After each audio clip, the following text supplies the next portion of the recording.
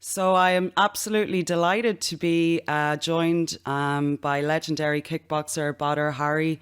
Hari takes on Arcadius Wojorczak at Glory 78 in Rotterdam, which is coming up on September the 4th. So we now have fans as well in attendance at this show. So Badr, I'd like to hear how this camp is going. We're a few weeks away from the fight. I'd like to hear how this camp has been going for you. Yeah, it's going very well. I changed the team and trainer, so this was a big step, but everything works out very well. So I feel very good, very strong. I think it's been a good thing to do to change everything. I needed it after the last fight. So yeah, it goes very well. Okay, so you mentioned your last fight there. There was a lot of stalling in that fight. It was put back many times. You had COVID yourself. Like, could you maybe tell us a little bit about just your mindset and everything that was going on at that time? Maybe how that camp was in comparison to now. Yeah, of course. If you look back and you see what we know about COVID right now, I think it was too early to step in that ring. I think somebody had to protect me and tell me maybe you should not do it. But if you're a fighter, you always want to fight. So I think this is something that had to be done. Like someone in my team had to say, okay, maybe you're just recovering. It's 3 weeks that you've been recovered, so maybe it's not a good idea to do this. But okay, we did it, and we all know what happened. But my body felt very weak. When I see pictures of myself then and I see now, I'm like, wow. I was like just over 100 kilos, and it was I was looking very bad, and physically I was not very strong. So, but yeah. A fighter's mind. You think you're always ready to fight everybody, but you're not. So this was maybe a thing that we shouldn't had to do. But shit happens, and on the other side, this is what makes me. This is why I changed everything right now. So I think it was a good thing for the future. So yeah. And so, yes, many people might think that your team, your coaches are just there to coach. But really, there is so much more to it than that. Like you say, to maybe sometimes be able to point out to say, maybe this isn't such a good idea, or to help you stay in the right direction. How do you feel now with your team on board, and like what roles beyond coaching do you feel that they provide for you? Yeah, I think it's much better if I see the people around me now, they're new, so nobody wants to make mistakes. Everybody's on point. Everybody's full of energy. Everybody's still doing, they're doing their best. They want to prove themselves, not only to me but also to the public. Like, okay, but there've been some rough times, but we'll bring him back on track and he will start knocking people out again. So this is the mindset that's going on in the gym right now. So yeah, man, I feel very grateful and thankful for these people.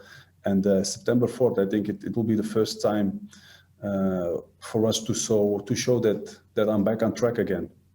Amazing. I was lost, but I'm back on track. Yeah, and you're no stranger to all of this. You're pretty much 2 decades in this game. If you were to compare, maybe say doing your pro debut, which was maybe 2005, if I'm remembering correctly. So in the professional ranks, from you starting until now, how would you compare yourself as a person mentally, and how do you think that you have developed as a person since then? As a person, a lot of things change. But you're talking about a guy who was like just around his 20s to now. I grew up, been to a lot of fights. Had some difficulties along the way, had some big happiness. Made some kids. So yeah, a lot of things happen. So you evolve as a person every day. Finding yourself, and I'm still finding myself. So I think it's an ongoing story. But I am enjoying more now. I'm more sensitive for everything that happens around me. So I have more joy in what I do.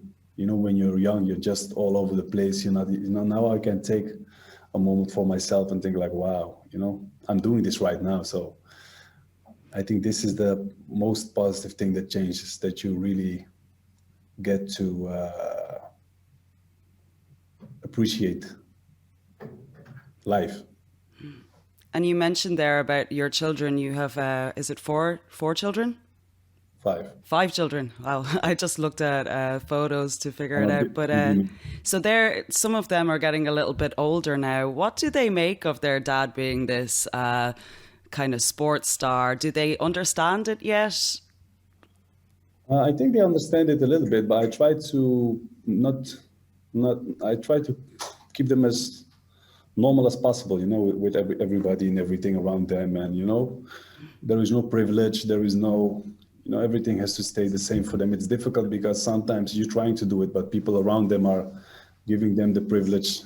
And I'm like, no, just it's a battle that you are trying to win every day. But they're very down to earth. So and they're girls, one little boy. So it's not very difficult to keep them like this. They're very grateful and thankful, and yeah, I have some good kids. And have any of them showed any interest in the striking arts Oh, or none of them. no? Not, And would you not, like not, that or not like that?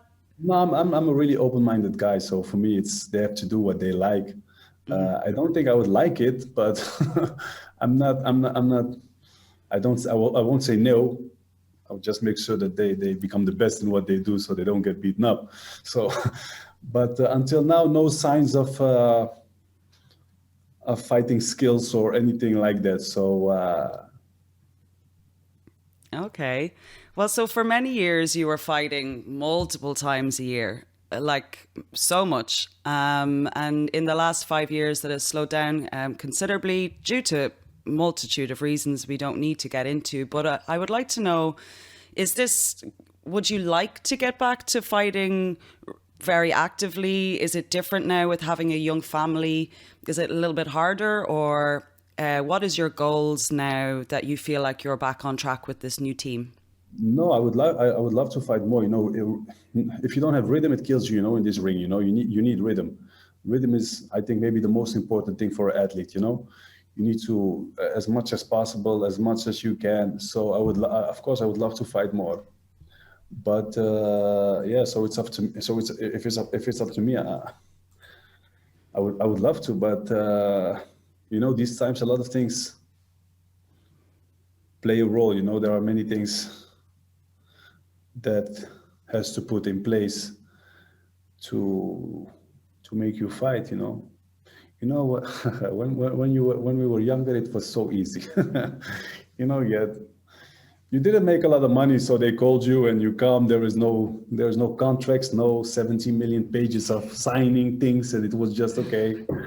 You want to fight? Yeah, I want to fight. Okay, just sign here. This is your money. Come, and you did what you do. So, but when you become bigger and you grow, and the whole thing of sport you become part of something big, then yeah, it's bureaucracy, talking.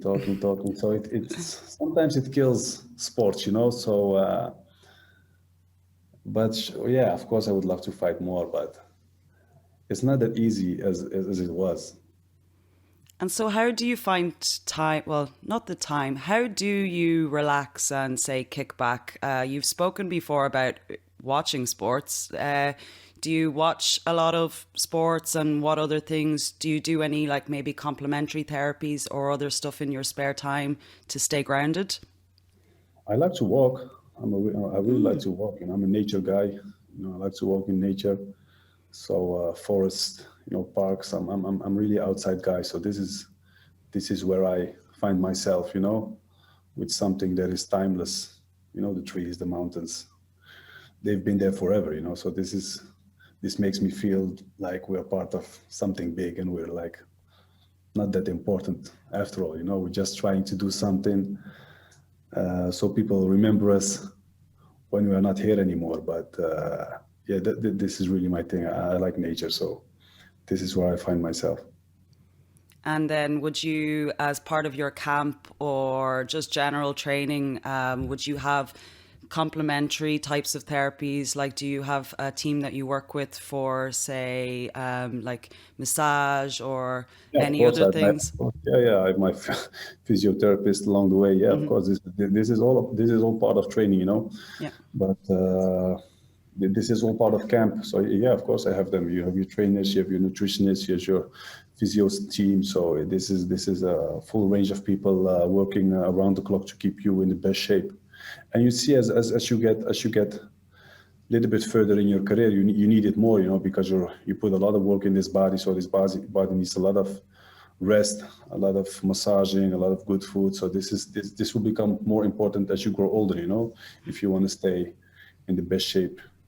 But do you feel that it helps you stay grounded as well? Like, did you have those things in the early days? Do you think that there's any correlation now with having a good team around you to handle each aspect rather than having all of that pressure on your shoulders to just figure it out and do it, if you know what I mean? Yeah, of course, you know, but this is a thing that comes with money. The more money you make, the more people you can hire to take a lot of things off your shoulders. You know, so this is just a thing of how big you get. You know, I can understand that a lot of people who will fight September 4th, they don't have this luxury. You know, they are killing. They're just trying to do what they do by themselves, and they're happy if they can get some help. So, yeah, I'm in a position that for me, it's easier to arrange all these things. You know. And so this fight coming up on September 4th with Rzoshek, how do you feel about the fight now? We're a few weeks out. I'm assuming that a lot of your main training is done. Do you do any mental preparation now in the lead up to the fight, or what is your routine like now over the next few weeks? I think the most important thing in the last few weeks is that you stay without injuries. You know, I think this is the most important thing. You know, you want to go into this fight with no injuries, nothing that hurts. So I think this is the most important thing in the final weeks of your preparation, because you have to put that you have to go one more time, you know, in the gym. You have to put, you know, the last 2 3, you want to go one more time, but you want to go one more time without really injuring yourself. So it's a very thin line of staying in shape and not getting hurt. I think that's the most important thing. I was just hearing that this is your final question. That's okay. That's okay.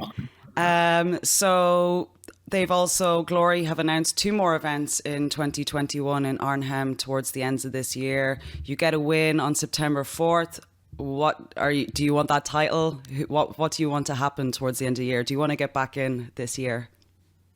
Yeah, of course. We just talked about it. You know, it's all about rhythm. So I would love to fight end of the year. So, but let us check this fight first, September 4th. You know, let's stay focused on this, and then we'll see.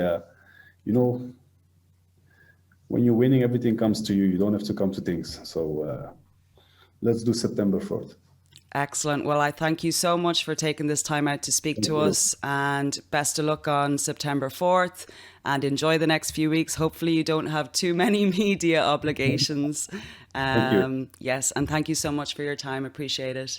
You're welcome. Okay, bye-bye. Bye. Cheers.